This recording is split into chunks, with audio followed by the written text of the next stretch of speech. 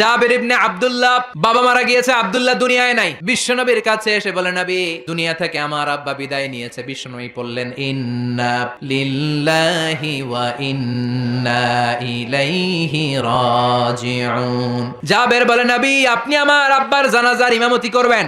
আর এমন ঋণ আমার বাবা রেখে গিয়েছে, আমার পক্ষের এই ঋণগুলো আদায় করা সম্ভব না। ও নবী আপনি কিছু একটা করেন। বিশ্বনবী বললেন, জাবের ঘরে কি আছে বল।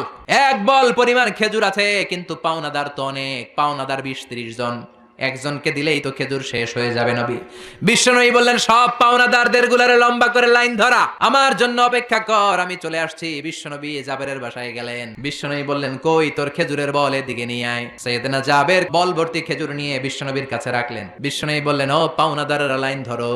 বিশ্বনবী জাবের রে বললেন, ও জাবের ঘর থেকে একটা চাদর নিয়ে আয়। বিশ্বনবী চাদর দিয়ে খেজুর ভর্তি বলটাকে উপর দিয়ে ঢেকে দিলেন, আর বললেন, জাবের আমি সামনে দাঁড়িয়ে রইলাম, বিসমিল্লাহ বলে এক হাত দিয়ে খেজুর বের কর, পাওনাদারদেরকে পাওনা মিটিয়ে দে।